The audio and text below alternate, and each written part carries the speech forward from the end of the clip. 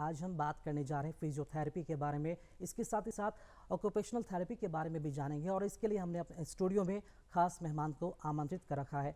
मैं आपको बता दूं कि आज हमारे बीच जो मेहमान है वो भी खास है। Bihar college of physiotherapy and occupational therapy, दिव्यांग भवन अस्पताल कंकरबाग के हमारे बीच मौजूद हैं एचओडी डॉक्टर किशोर कुमार जो कि कंट्रोलिंग ऑफिसर भी हैं। बहुत बहुत स्वागत करना चाहेंगे सर हमारे खास कार्यक्रम में। आपको भी धन्यवाद। किशोर कुमार जी, फिजियोथेरेपी और ऑक्यूपेशनल थेरेपी ये दो टर्म ऐसे हैं मेडिकल के जो विभिन्न जो है अभिन्न अंग बन चुके हैं आज। तो सबसे पहले ये जानना चाहेंगे जो लोग इसके बारे में नहीं जानते हैं उनके लिए भी आज का ये जो कार्यक्रम है काफ़ी खास होगा। तो सबसे पहले ये हम जानना चाहेंगे इस प्रोफेशन में आपका आना कैसे हुआ और जब से आप आए हैं तो सेवा कब से दे रहे हैं, और इसी के साथ साथ ज़रूर बताएं इसके बारे में। मैं शुरू में आया तो मैंने देखा कि बहुत से अपंग है, पोलियो मारे हुए बच्चा है, पैरालिसिस है, दर्द से करा रहा है लोग। तो उसके लिए एक ट्रीटमेंट साइड है। मेडिकल साइंस में तीन तरह का ट्रीटमेंट दिया जाता है। फर्स्ट था मेडिसिन केवल, तो मेडिसिन था, उसमें हर तरह के ट्रीटमेंट दिया जाता था मेडिसिन विभाग में। लेकिन लोग में बाद में हुआ शुरू कि नहीं भाई इसमें सर्जरी का भी आवश्यकता है, तो देन सर्जरी डेवलप कर गया। और उसके बाद फिर बहुत से ऐसे सेकेंड वर्ल्ड वार जब हुआ तो उसमें बहुत से हैंडीकेप्ट हो गए, हाथ पैर कट गया, स्पाइनल कॉर्ड इंजरी हो गया। तो उसमें हो गया कि अब क्या किया जाए भाई, इसका इलाज तो न सर्जरी हो रहा है नहीं मेडिसिन शुरू होगा वो। अब जिसका हाथे नहीं है, कट गया, एम्पुटेशन हो गया, तो उसमें क्या करेगा, न सर्जरी होगा न मेडिसिन काम करेगा, कोई हाथ निकल जाएगा। तो उसके लिए पुनः जो है रिहेबिलिटेशन जो है बनाया गया, जिसमें मुख्यतः मैं बात करना चाहूँगा अभी फिजियोथेरेपी एंड ऑक्यूपेशनल थेरेपी के बारे में। फिजियोथेरेपी एंड ऑक्यूपेशनल थेरेपी एक ऐसा मुख्य धारा है जहाँ जब दवाई काम नहीं करता है, सर्जरी काम नहीं करता है, उस हालात में फिजियोथेरेपी एंड ऑक्यूपेशनल थेरेपी की ट्रीटमेंट शुरू होता है। जैसे लकवा मार दिया, तो लकवा मारने के बाद क्या होता है कि पेशेंट को पैरालिसिस हो गया, हाफ साइड होना पैरालिसिस हो जाता है, बॉडी का अंग पैरालाइज कर जाता है। तो डॉक्टर लोग जो मेडिसिन डॉक्टर कहते हैं मेरे पास ट्रीटमेंट इसका नहीं है, दवाई जो बीपी कर देते हैं, अब वो रेफ़र करते हैं physiotherapy and occupational therapy treatment के लिए चले जाइए आप। तो यहाँ हम लोग पहले जांच पड़ताल करते हैं नियमानुसार, जो उसको इवेल्यूशन करके कहाँ ट्रीटमेंट देना है, कहाँ नहीं देना है, कौन सा मसल ज़्यादा इन्वॉल्व है, उसको एक एम बनाते हैं हम लोग, इस मसल को हमको डेवलप करना है। उस मुताबिक हमारे यहाँ हम लोग उस पर ट्रीटमेंट करते हैं। जैसे बिहार सरकार का गवर्नमेंट ऑफ बिहार हेल्थ विभाग में विकलांग भवन अस्पताल जो है, दिव्यांग अस्पताल जो है गवर्नमेंट ऑफ बिहार का है, जहाँ मेडिकल की पढ़ाई होती है, physiotherapy and occupational therapy medical college है। इसमें अभी तो पटना यूनिवर्सिटी में भी चल रहा है और आर्यभट्ट में भी है। पुराने लोग पटना यूनिवर्सिटी में, अभी आर्यभट्ट में लोग चले गए हैं। तो वहाँ इसकी 4.5 साल की डिग्री कोर्स पढ़ाई है, जो कि BCC एग्ज़ाम के थ्रू आता है। और यहाँ जो बच्चे निकल रहे हैं देश विदेश में जाकर अपना ट्रीटमेंट कर रहे हैं, नाम रोशन कर रहे हैं लोग। और हमारे यहाँ के प्रोडक्ट जो है नीरज मिश्रा जो है पूरे तहलका मचाए हुए हैं, ऑक्यूपेशनल थेरेपिस्ट हैं, सीनियर अभी केरला में हैं और बहुत नॉलेजेबल हैं वो और आगे बढ़े हैं वो। तो मैं तो यही चाहूँगा कि लोग जो है त्राहिमाम नहीं रहे, पेन से कराहे नहीं।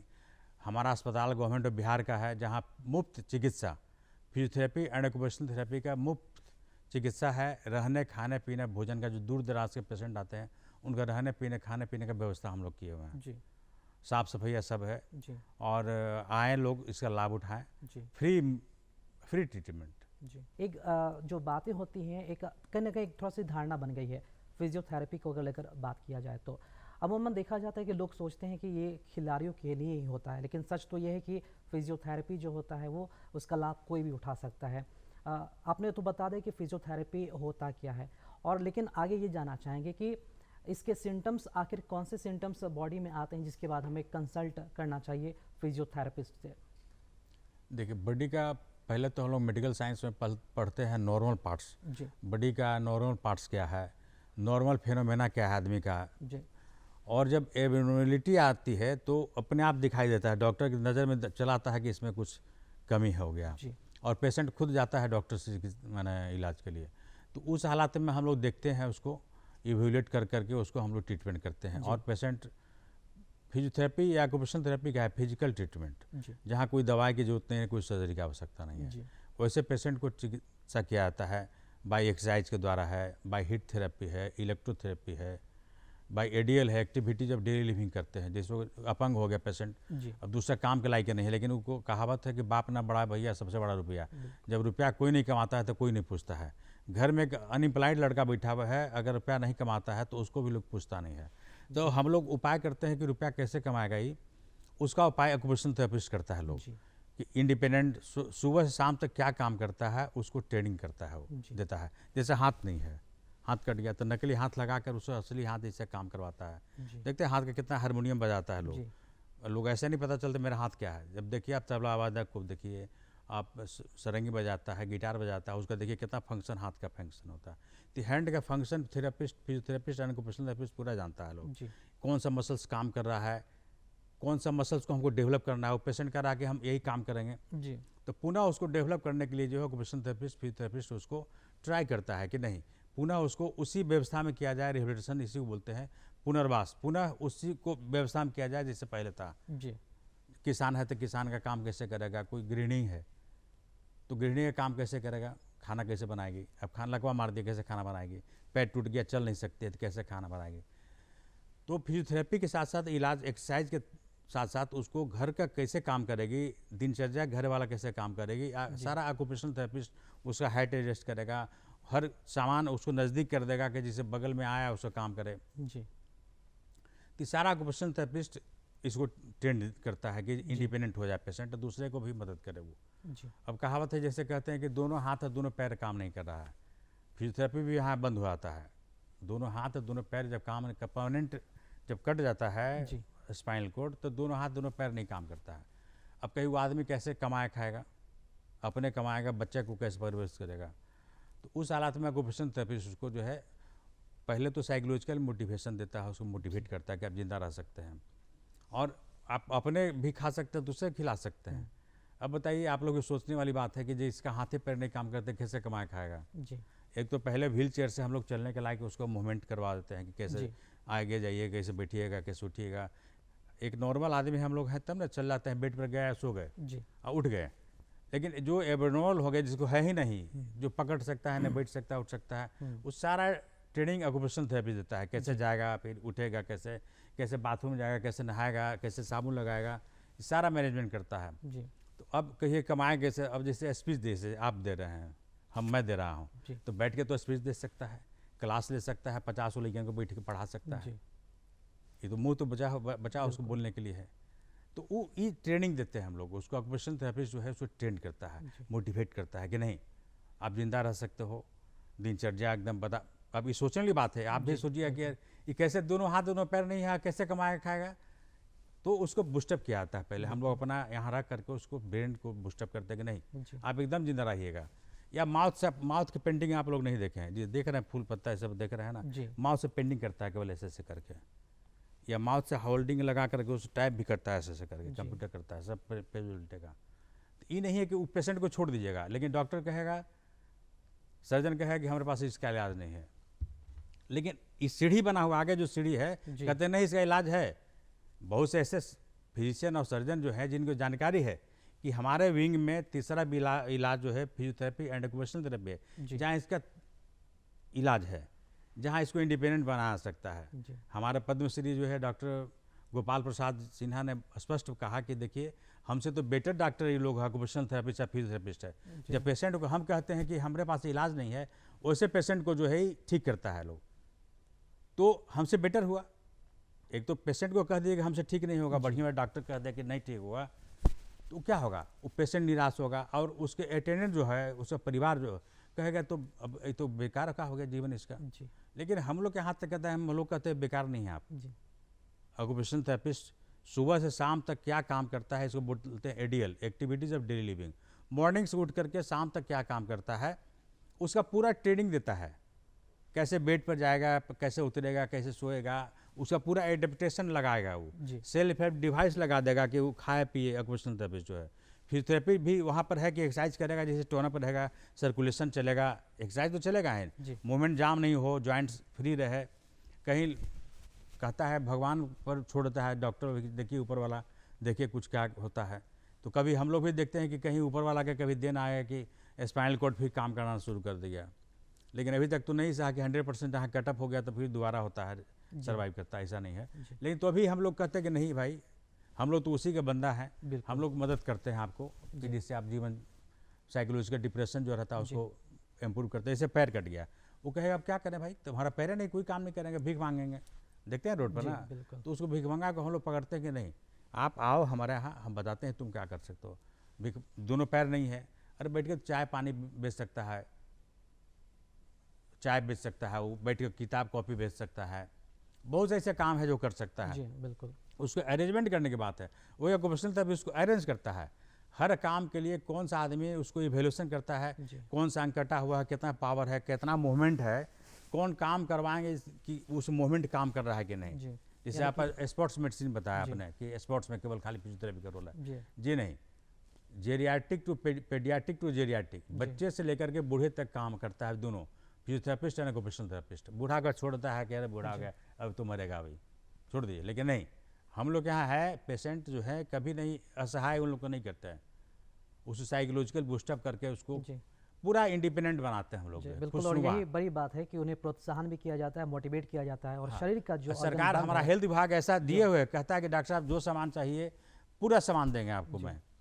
तो ऐसा हमारे यहाँ है, गवर्नमेंट ऑफ हेल्थ विभाग हमारा मदद करते हैं लोग। मदद क्या है, उन्हीं का विभाग है, उनके अंग हम उनके अंग हैं। हमारे मुख्यमंत्री जी का माना जाए कि कितने आगे लेके चले जा रहे हैं बिहार को ही, बिल्कुल, और आंतरिक बहुत बड़ाई की बात है, भी है, सहयोग भी है लगातार, हम लोग सहयोग कर रहे हैं उनके। और डॉक्टर साहब जैसा कि मैंने इस अवार्ड के बारे में जिक्र किया, काफ़ी ये प्रोत्साहित है, और जिस तरह से आप काम कर रहे हैं, सेवारत हैं, और जिस हॉस्पिटल में आप सेवारत हैं उसके बारे में ज़रूर जानना चाहेंगे कि वहाँ पर पेशेंट कहाँ कहाँ से आते हैं, किस तरह की ज़्यादा तकलीफ़ें उनमें देखने को मिलती है, क्या कॉमन प्रॉब्लम होता है, और हॉस्पिटल अगर फैसिलिटीज़ की बात की जाए तो क्या क्या सुविधा जो है मुहैया कराई जा रही हैं, और फीडबैक सबसे बड़ी जो बात आपने कहा कि उन दिव्यांगों को एक तरह से मोटिवेट किया जाता है, तो उनका फीडबैक किस तरह का आता है देखने को। दो शब्द मैं बताना चाहूँ, जब मैं आया यहाँ पे जी, तो यहाँ कोई प्रमोशनल एवेन्यू नहीं था जी, तो मैंने कमिश्नर साहब से मिला तो कहा कि सर अभी तक इसका नियमावली नहीं बना है जी, तो उन्होंने नियमावली बना दिया। पुनः हमारे मुख्यमंत्री महोदय का बहुत बड़ा धन्यवाद है उनको, बार बार प्रणाम। उन्होंने कहा कि जब डॉक्टर का दर्जा इन लोग का भी है तो इन लोग का एज क्यों कम कर दिया गया है, तो एज मैंने बढ़ा दिया, 67 कर दिया डॉक्टर के बराबर जी। तो और प्रमोशन भी के लिए हम लोग गवर्नमेंट के यहाँ है लगा हुआ प्लानिंग है कि जिस तरह से MBBS को किया था उस तरह से इनको भी किया जाए। तो मैंने बहुत सा काम किया जिसके चलते जो है यहाँ अभी PG मैंने खुलवा दिया हूँ, physiotherapy and occupational therapy PG शुरू हो गया गवर्नमेंट ऑफ बिहार से। तो यही सब जो यहाँ कार्यक्रम जो एक्टिविटीज हुआ तो उसी के आलोक में पूरे इंडिया में चुना गया कि हमको चुनाव किया गया, आउटस्टैंडिंग एक्सीलेंट अवार्ड दिया गया, जयपुर में दिया गया। तो एक तो ये हो गया। अब दूसरा क्वेश्चन है कि कहाँ कहाँ से पेशेंट आते हैं, पूरा ऑल ओवर इंडिया का पेशेंट जी, और ख़ास करके बिहार का या अदर स्टेट का जो नहीं ठीक हुआ। मैं एक वाक़या बताता हूँ कि जब मैं लगता है 88-89 में मैं था पोस्टिंग PMC में जी, तो हमारे हेड थे रिजी साहब, डॉक्टर MH रिजी थे। तो वहाँ पे एक पेशेंट ऐसा आया कि पेशेंट जो है चलता फिरता नहीं न बैठता था, चौकमों को बैठना नहीं था जी, और कहीं ऑल ओवर इंडिया में बच्चा हो, उसका माता पिता जो है करीब 8 साल का बच्चा था, लेकिन खड़ा होता था ना चलता था। तो सब जगह पुर्जा दिखा रहा है, बॉम्बे का दिखा रहा है, दिल्ली का दिखा रहा है, कहाँ कहाँ से। तो रिजवी साहब जो है कहे कि किशोर हमको नहीं समझ आ रहा, देखो क्या हुआ है बच्चा को। तो देखिए कभी कभी दिमाग जो कॉमन सेंस तीसरा जो नेत्र जो कहता है इनका शंकर जी का, कभी खोलना पड़ता है आदमी को। तो वो भी हड़बड़ा गए कि क्या बात है, सब जगह थक के आया हमारे पास आ गया कहाँ से, तो हमको दे दिए। तो संयोग से मैं आया, उसको देखा, तो पहले टेस्ट करता हूँ, मैं इवेल्यूशन करता हूँ कि क्या दिक्कत है, क्यों नहीं चल रहा, क्यों नहीं बैठ रहा। तो जब जांच करने लगा सब पेशेंट मसल्स का, सब पेशेंट ठीक है, एकदम फर्स्ट क्लास है, जॉइंट ठीक है। तो क्या देखे, जब बच्चा को उठाया गोदी तो पैर ऐसे मोड़ के ही उठ रहा है। उसका आदत था क्या कि हमेशा जब बच्चा रोया तो गोदी में ले लिया उसको, कहीं ना खड़ा करने का मौका दिया, नहीं कुछ किया। तो बच्चा का पैर ऐसे ही टेढ़ा हो गया, माने वैसे ही हो गया। तो मैंने देख लिया कि क्या इसमें कमी है, सारे डॉक्टर फेल हो गया उसमें। तो पहला मैं आदमी मिला उसको, मैं बेंच से उठा के पटक दिया नीचे उसको, मैंने इस तरह मेडिकली पटका कि उसको कोई इंजरी नहीं हुआ जी। और उसके गार्जियन का कहा कि बाहर जाइए, गेट से बाहर चलिए तो आप यहाँ से हटिए। और ऊपर से जब पटका नीचे उसको जो है ये देखते हुए मेडिकली कोई दिक्कत नहीं हो, और डांटा मैंने पकड़ो इसको। और उसके बाद पेशेंट जो भागा उठ करके, हम क्या बताएं आपको, वो बाहर भागा, हम माँ बाप रोते हुए भागा, हम एकदम खबरदार बाहर रहिए आप।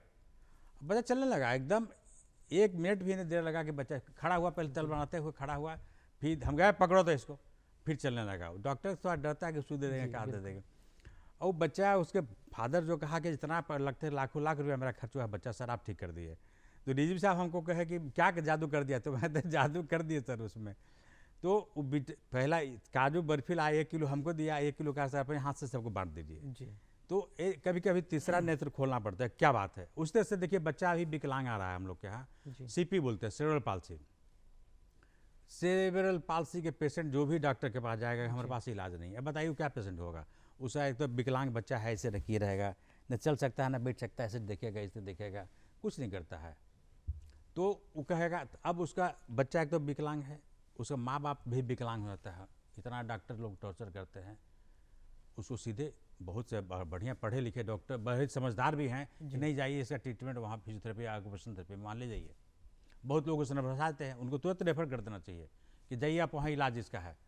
तो वैसे पेशेंट अभी मेरे पास भर्ती है जो करीब 6-7 साल से भर्ती है।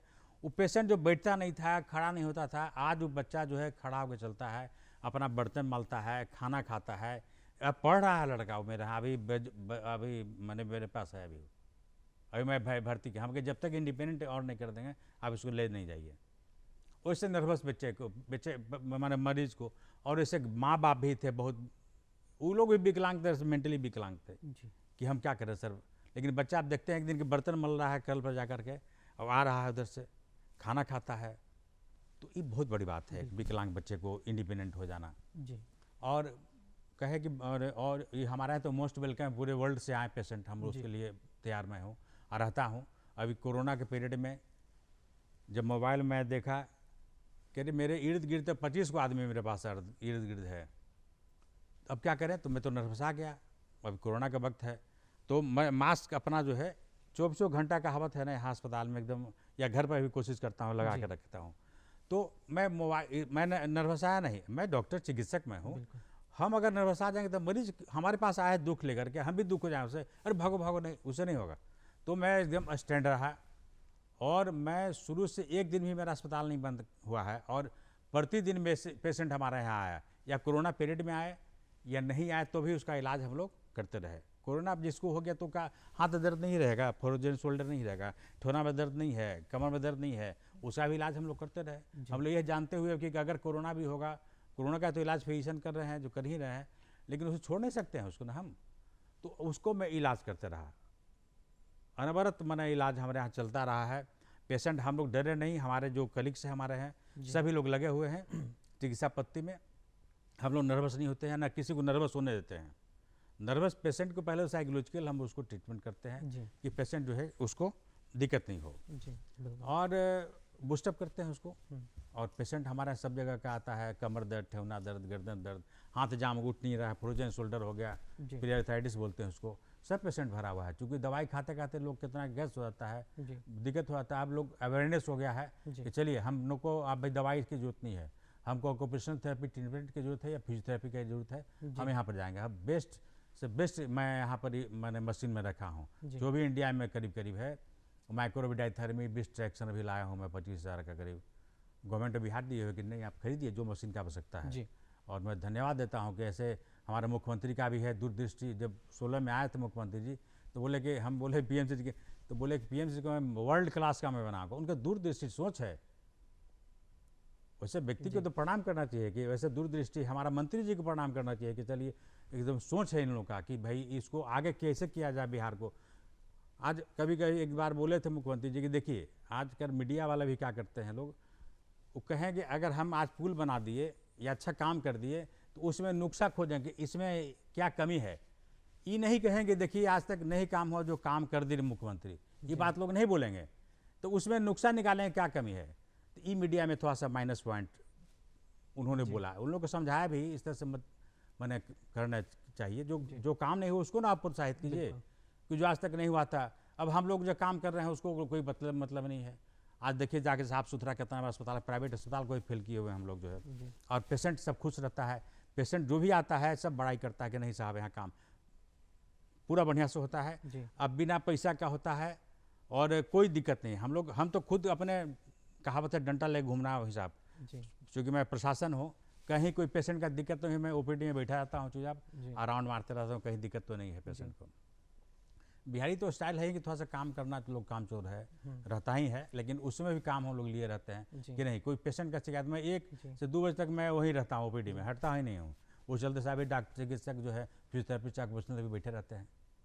तो एक उन लोग भी है हमारे जो मैंने पदाधिकारी जो वहाँ पर पोस्टेड हैं चिकित्सक, वो लोग भी हैं तत्पर है कि नहीं भाई हमारा जो हमारा अस्पताल का शिकायत नहीं होना चाहिए। जी बिहार में गवर्नमेंट में एकमात्र गवर्नमेंट का ये कॉलेज है जहाँ ये व्यवस्था सरकार का है। जी किशोर जी, काफ़ी सारी बातें आपसे हुई ऑक्यूपेशनल और फिजियोथेरेपी को लेकर, लेकिन यहाँ पर एक अहम कड़ी यहाँ पर ये जोड़ना चाहेंगे कि जो लोग काफ़ी चलने फिरने में या फिर अक्षम है या फिर नहीं किसी कारणवश आ सकते हैं, डेली रूटीन में उन्हें फ्री टाइम नहीं मिल पाता है घर बैठे बैठे, ऐसा कौन सा ट्रिक है जिसके वजह से वो फिजियोथेरेपी कर सकते हैं, अपने आप को स्वस्थ रख सकते हैं?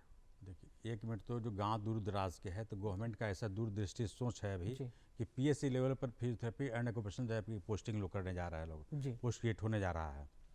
तो एक तो ये हो गया। दूसरी बात है, अगर जैसे हाथ जाम हो गया, बहुत लोग का होता है कि हाथ उठ नहीं रहा है, जी दर्द हो पेनफुल होता है, तो इस हालात में हम लोग जो है पेशेंट को घर बैठे बताते हैं कि इसको ये पूरे के रेंज होता है, जैसे आगे उठाना है तो 180 डिग्री उठता है, इसको बोलते हैं फ्लेक्शन, जी फिर साइड से उठेगा तो 180 डिग्री जाता है, इधर मीडियल रोटेशन। तो ये हम लोग बताते हैं कि अब हमको पता है कि कितना डिग्री में जाता है, ज़्यादा कर देगा तो टूट जाएगा हाथ जी या डिसलोकेट हो जाएगा।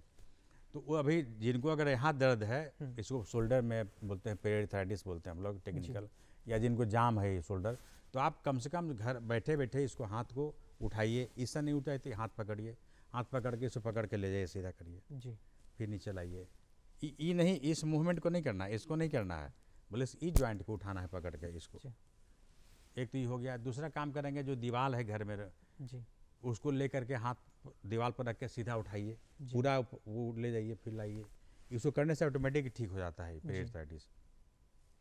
तो खान पान भी है, थोड़ा खट्टा चीज़ ज़्यादा नहीं यूज़ करें, ये सब यूरिक एसिड का है बढ़ा हुआ है नहीं है, मेडिकल भी ट्रीटमेंट जरूरत है। जी और जैसे ठेवना में दर्द आजकल ज़्यादा देखा जाता है, ओल्ड एज हो चाहे जनरल भी, तो बैठे बैठे भी बैठ के लोग इसको सीधा उठाएं, पैर को उठाएं फिर मोड़ें, उठाएं फिर मोड़ें, बेड पर जाएं तो पैर को बिछावन पर रख करके इसको पैर को जैसे यहाँ तक पूरा खींचे, इसको मोड़ना है फिर सीधा करना है, फिर मोड़ें और सीधा करें। इससे होता है रेंज जो जाम नहीं हो, जकड़ नहीं हो जाए, इसको मूवमेंट हम लोग करते रहते हैं और उसका सर्कुलेशन भी हो करके न्यूट्रिशन भी मिलते रहता है। जी और जाम नहीं होगा, मसल्स का पावर वीक नहीं होगा, मसल्स पावर वीक होगा तो पेशेंट गिर जाएगा। जी तो मसल्स को स्ट्रॉन्ग करने के लिए उसको करना है, पेशेंट को बैठे बैठे इसको सीधा करना है फिर उठाना है।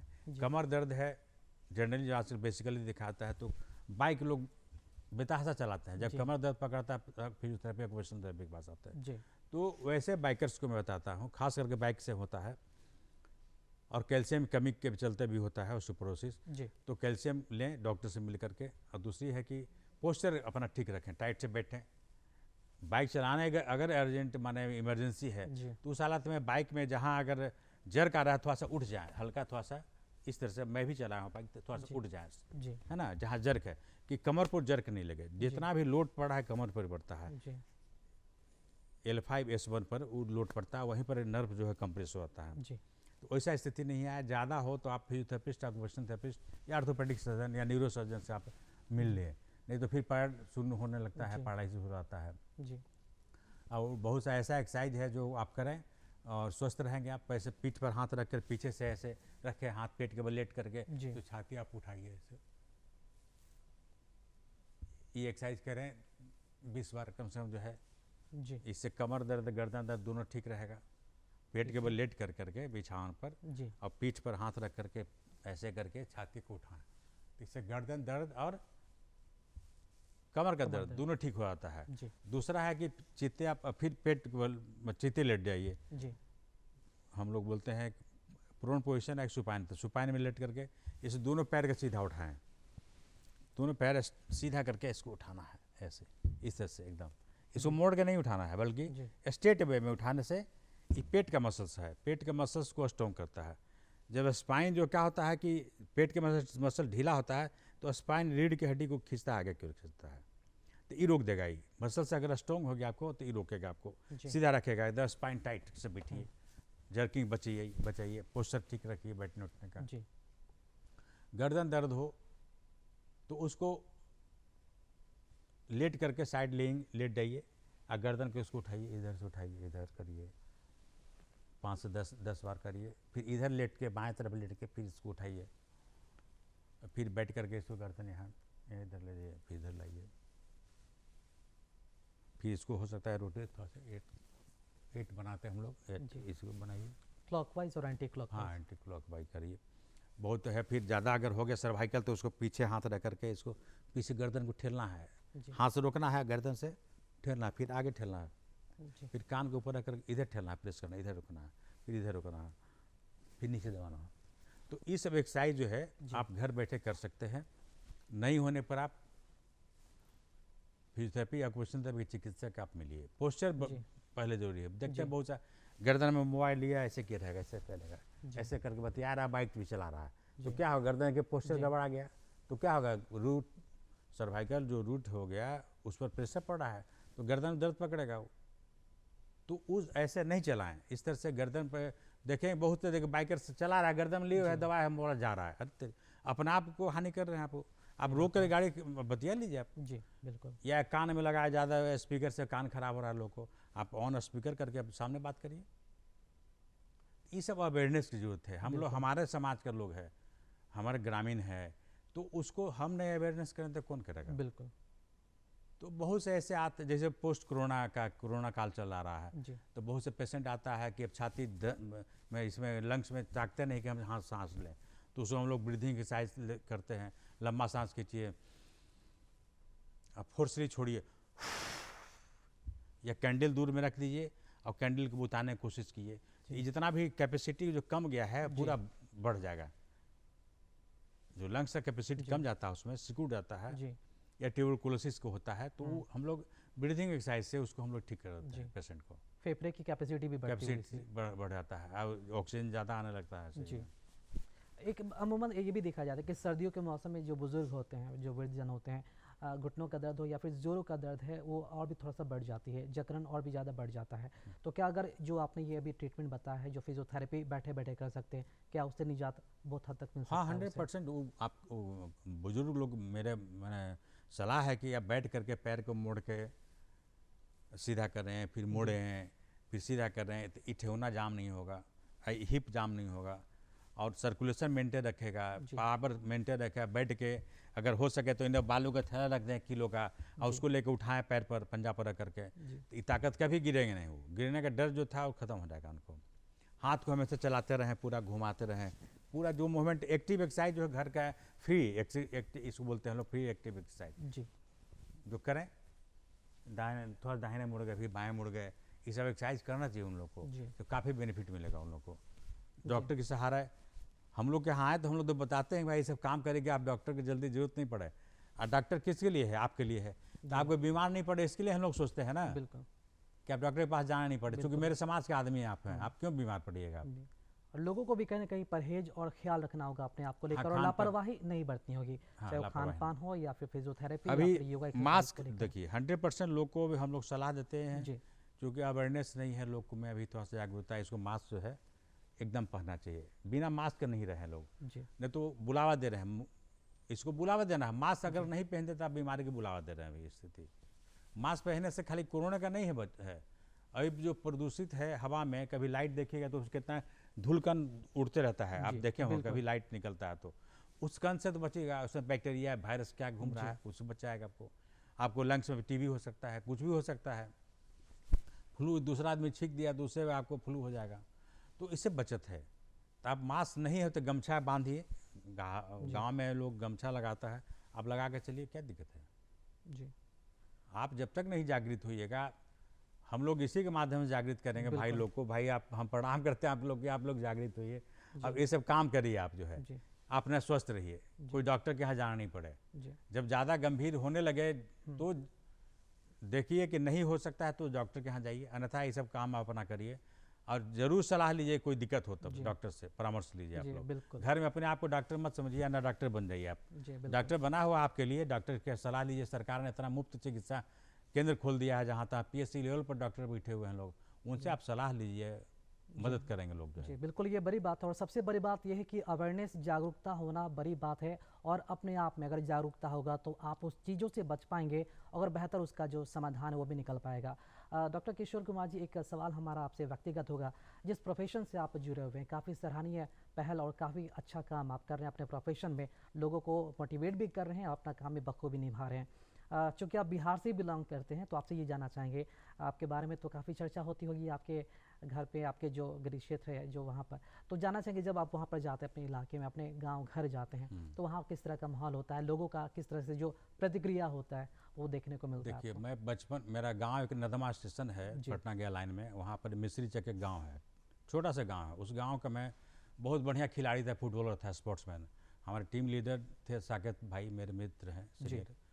तो उनके लीडर से मैंने बहुत फुटबॉल खेला, पूरा नाम था मेरा उस एरिया में। फास्ट रनर भी था मैं, डिस्ट्रिक्ट में भी मैं चुना के गया था, कबड्डी में गया था चूँकि फर्स्ट में था।